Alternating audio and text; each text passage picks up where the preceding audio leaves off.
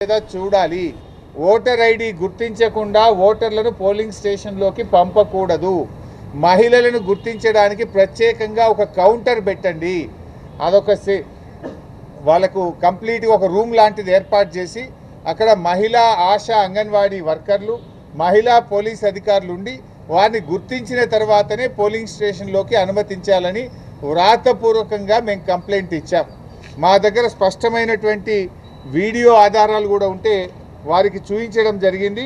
ముఖ్యంగా fake ID కార్డులు ఇబ్బడి ముబ్బడిగా ఏ రకంగా ఫేక్ ఐడి కార్డులు తయారు చేశారో ఇప్పుడే వారికి సుదర్శన్ రెడ్డి గారికి, మన రాష్ట్ర ఎన్నికల అధికారికి ఈ వీడియో కూడా చూపించాం. మీరు కూడా ఈ వీడియో చూడొచ్చు. ఇక చూడండి, ఇన్ని ఫేక్ ఓటర్ ఐడి కార్డులు ఏ రకంగా వచ్చినాయి బయటకు. ఈ ఓటర్ ఐడి కార్డులు ఇన్ని కుప్పలు కుప్పలుగా బయట ఎట్లా వస్తూ ఉన్నాయి. ఇదే కాకుండా ఇంకొక వీడియో కూడా ఉంది, ఫేక్ ఐడి కార్డుల video.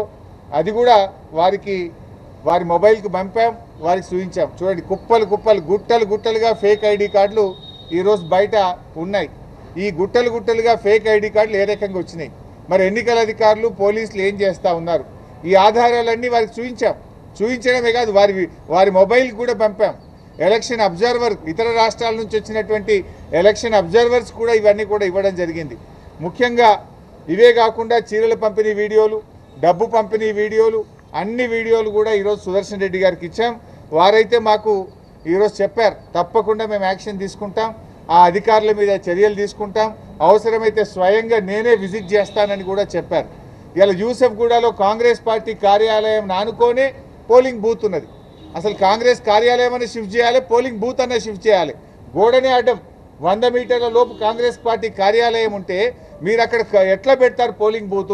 Either you shift the polling booth are shift the Congress party office అని దాని ఆధారాలు కూడా వారి ముందు పెట్టడం జరిగింది.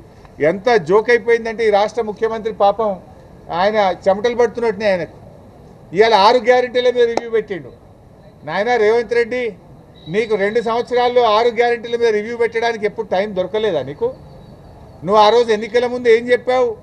మొదటి అసెంబ్లీలోనే 6 గ్యారెంటీలకు చట్టబద్ధత కల్పిస్తామని ఆ రోజు ప్రజల ముందు చెప్పారు. ఎన్ని అసెంబ్లీ సమావేశాలు జరిగాయి, ఎన్ని కేబినెట్ మీటింగులు జరిగాయి, ఏ ఒక్కరోజు 6 గ్యారెంటీల మీద చర్చించకపోతివి. ఇవాళ 6 గ్యారెంటీలు యాదికి వచ్చినాయా నీకు? అంటే నీకు చెమటలు పట్టినాయి. నీకు ఇవాళ గల్లీ గల్లీ తిరుగుతున్నావు, మోకాళ్ళ మీద తిరుగుతున్నావు బిడ్డ. నువ్వు ఇవాళ 6 గ్యారెంటీల మీద రివ్యూ చేస్తున్నావు అంటేనే నువ్వు ఓటమిని అంగీకరించినవు. 6 గ్యారెంటీల మీద 2 ఏళ్లలో ఎందుకు రివ్యూ చేయలేదు? 100 రోజుల్లో 6 గ్యారెంటీలని ప్రజలకు హామీ ఇచ్చి 700 రోజులు గడుస్తుంటే ఎన్నడూ రివ్యూ ఎందుకు చేయలే? ఇవాళనే నువ్వు రివ్యూ చేస్తున్నావు అంటే ముఖ్యమంత్రి ఇంకా ఓటర్లను మభ్యపెట్టడానికి, ఓటర్లను మోసపుచ్చడానికి ముఖ్యమంత్రి ఇంకా డ్రామాలు ఆడుతున్నాడు. ముఖ్యమంత్రి ఇవాళ ఏ రకంగా దివాలాకోరు రాజకీయాలు చేస్తున్నాడో రాష్ట్ర ప్రజలకు, జూబ్లీ హిల్స్ ప్రజలకు అర్థమవుతా ఉంది. నువ్వు ఇంకా ఎన్ని డ్రామాలు ఆడినా, ఎన్ని నాటకాలు ఆడినా జూబ్లీ హిల్స్ ప్రజలు నిర్ణయించుకున్నారు.